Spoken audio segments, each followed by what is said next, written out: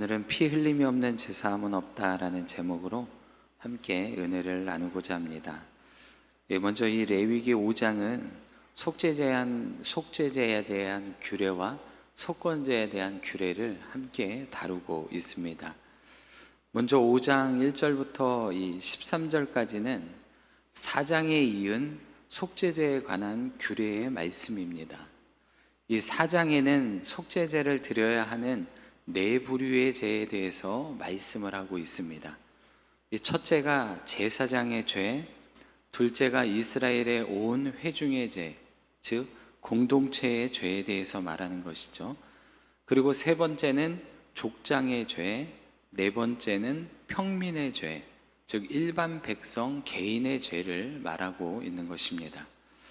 오늘 우리가 함께 보는 이 5장 앞부분인 속죄제에 관한 규례는 이 4장의 네 번째 일반 백성 개인의 죄의 연속으로 좀 더 구체적인 죄의 세 가지 예에 관한 규례에 대해서 말하고 있습니다.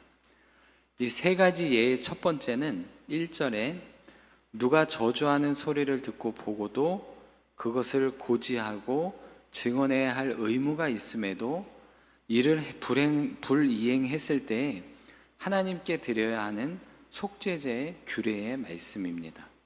그리고 두 번째는 2절과 3절에 부정한 것을 만졌거나 부지 중에 부정한 것을 만졌을 때 속죄제를 드려야 하는 규례에 대한 말씀입니다. 그리고 세 번째는 4절에 함부로 맹세하는 죄를 범했을 때 속죄제를 드려야 하는 규례에 대해서 말하고 있습니다. 이 속죄제는 원어적 의미로 보면 관역에서 벗어난 죄를 바로 잡아 죄로부터 깨끗하게 하여 거룩성을 회복하기 위함이다라고 말을 합니다. 즉 하나님의 뜻을 어기고 하나님의 백성답게 살지 못했을 때 하나님과의 이 관계를 회복하기 위해서 드리는 제사를 말하고 있는 것입니다. 이어지는 7절부터 13절은 이 속죄 제물에 관한 규례입니다. 속죄 제물은 4장에서 이 네 부류에 대한 속죄 제물로 숫송아지, 순염소, 그리고 암염소나 어린 암양을 드려야 한다라고 말했습니다. 그런데 여기서 일반 백성의 경우에는 백성의 경제적인 형편을 좀 고려해서 저렴한 암염소나 어린 암양도 가능하다라고 말씀하고 있죠. 그런데 7절 말씀에 보면 이 어린 암양조차도 속죄 제물로 드리기 어려운 형편의 사람들은 비둘기라도 바칠 것을 명령하고 있습니다. 이 속죄제는 속건제와 마찬가지로 죄를 범했을 때에 반드시 드려야 하는 그런 의무의 제사이기도 합니다. 이것은 앞에서 말씀드린 번제, 소제, 화목제 이런 자발적인 제사와는 조금의 차이가 있습니다. 이 세 가지 제사는 제물을 드릴 경제적 능력이 없으면 굳이 제사를 드리지 않아도 됩니다. 그러나 이 속죄제는 아무리 가난하다 해도 하나님께 반드시 드려야 하는 그런 제사입니다. 왜냐하면 죄가 하나님과 나의 관계를 깨트리기 때문에 그렇습니다. 그래서 죄사함이 반드시 필요하다라는 것이죠. 그래서 이 속죄제는 어느 누구든지 예외 없이 반드시 피 흘림의 제사가 있어야만 하는 것입니다. 하지만 11절 말씀에 보면 이 비둘기조차 드릴 수 없는 아주 극빈자인 경우에는 그들만이 드릴 수 있는 제물에 대해서 다시 말씀해 주고 있습니다. 그것은 약 한 2리터 정도의 곡물의 가루를 속죄 제물로 드리라라는 것이죠. 그런데 이렇게 곡물이라도 속죄죄를 드려야 하는 이유는 위에서 말씀드린 것과 같이 죄가 하나님과 우리의 관계를 깨트리기 때문에 이렇게라도 드려야 한다는 것입니다. 속죄제를 통해 죄를 회개하고 다시 하나님과의 이 거룩함, 그 화목을 회복해야 한다라는 것이죠. 그런데 여기에는 좀 문제가 있습니다. 무엇이냐면 곡물 자체로는 피의 제사를 드릴 수 없기 때문에 그렇습니다. 비둘기까지는 피의 제사라고 이해할 수 있지만 곡물로서는 이 피의 제사를 대신할 수 없다는 점이죠. 그래서 이를 해결하기 위해서 하나님은 12절에 이 급인자들에게 이 12절 하반절에 제단 위 여호와의 화목 제물 위에 그 가루를 뿌려서 불사르라라고 이렇게 말씀하고 있습니다. 즉 짐승의 피 흘림이 있었던 화제물, 짐승의 각을 떠서 하나님 앞에 온전히 태워드리는 그 피 흘림의 제사가 있는 그곳에다 이 곡식의 가루를 들어서 그 위에 불사르라라고 말씀하고 있습니다. 즉 피의 제사를 이루는 속죄 제사를 드릴 수 있게 해주시고 있는 것이죠. 이를 보면 속죄제는 누구나 예외 없이 반드시 드려야 하는 제사인 것을 알 수가 있습니다. 이 끝으로 14절부터 6장 7절까지는 이 5번째 제사의 마지막인 속건제에 관한 규례의 말씀입니다. 속건제는 하나님과 이웃에게 손해를 끼친 죄를 보상하고 그 잘못을 회복하기 위해 드리는 제사입니다. 사람에 대한 범죄나 잘못을 바로잡는 것은 주로 보상이나 또는 배상으로 이루어졌습니다. 그래서 오늘 말하는 이 속건제를 보상제라고 말하기도 하죠. 이 본문에서 말하는 속건제는 크게 3가지의 유형을 가지고 있습니다. 첫째는 15절에 누구든지 여호와의 성물에 대하여 부주 중에 범죄하면 여호와께 속건제를 드리라라고 말을 하고 있습니다. 이 말하는 성물은 하나님께 바쳐졌거나 또는 제사장의 직무를 위해 드린 이 물품을 가리키고 있는 것입니다. 여기에서는 이 성소를 위해서 바쳐진 물품일 수도 있고 제사장에게 돌아가는 제물 중 일부 음식이거나 11조일 수도 있습니다. 이러한 성물을 제대로 드리지 못했을 때는 그것이 죄가 되므로 하나님께 속죄함을 받아야만 했던 것이죠.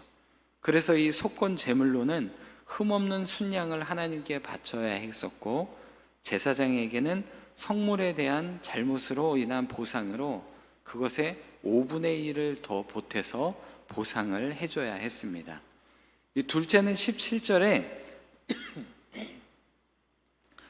누구든지 여호와의 계명 중 하나를 부지 중에 범했을 때는 구체적인 것은 알 수 없으나 성소나 구별된 사람에게 지은 죄로 추정하고 이건 역시 제물로는 순양을 바쳐야만 했습니다.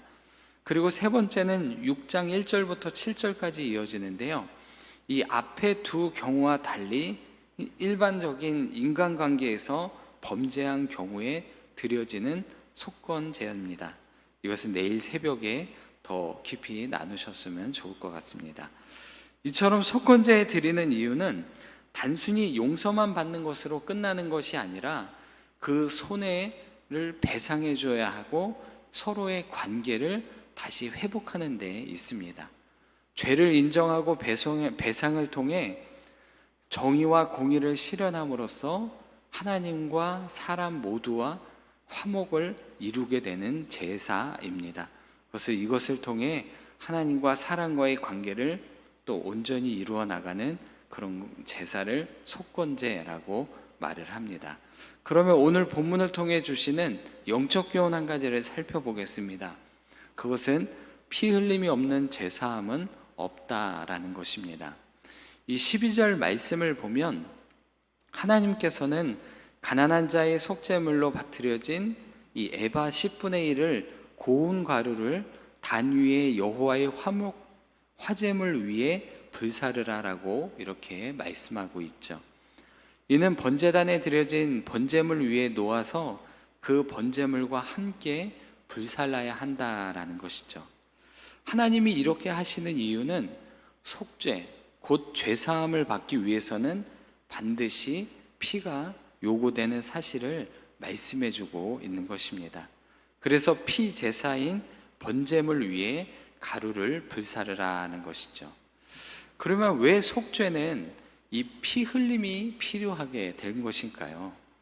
왜냐하면 죄는 오직 죽음으로만 갚을 수 있기 때문에 그렇습니다. 이 로마서 6장 23절의 말씀을 보면 죄의 삭은 사망이요라고 이렇게 말하고 있습니다.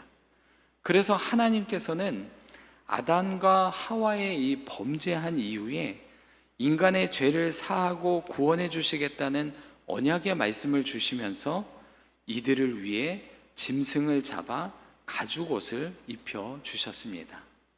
즉 죄를 위해 희생 제사를 드리게 하셨다는 것이죠. 그리고 바로 그 언약을 이루기 위해 독생자 예수 그리스도를 십자가에 피 흘려 죽게 하셨던 것입니다.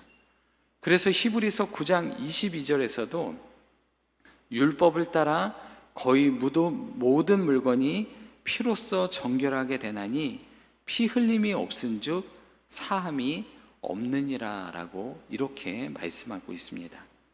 그러므로 우리의 구원의 길은 우리 죄를 대속하기 위해 피 흘림을 대신해 주신 예수 그리스도의 십자가밖에 없음을 믿으시기 바랍니다. 오직 예수 그리스도만이 우리의 구원의 통로입니다. 그러한 의미에서 예수님은 요한복음 14장 6절에서 내가 곧 길이요 진리요 생명이니 나로 말미암지 않고서는 아버지께로 올 자가 없느니라 라고 말씀해 주셨습니다. 예수님의 속죄의 피 없이 다른 구원의 길은 없습니다.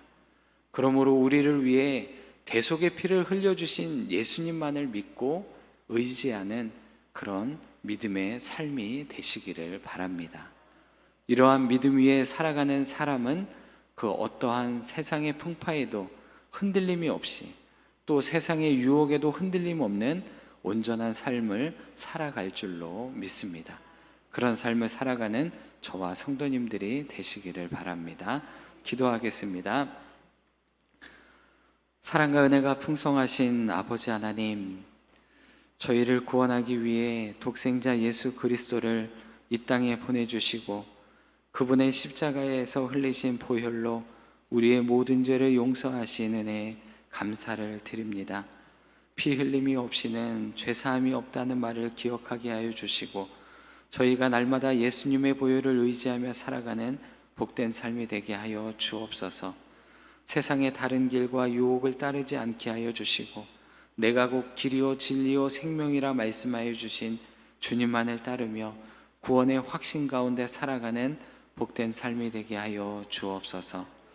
오늘도 찬양으로 하나님께 영광 돌린 우리 천사 찬양대를 기억하여 주시고 이 찬양이 우리 모두의 신앙의 고백이 되게 하여 주옵소서. 특별히 새벽마다 수고하는 우리 대원님들의 그 수고와 헌신을 기억하여 주시고 주님의 은혜와 평강이 넘치게 하여 주옵소서.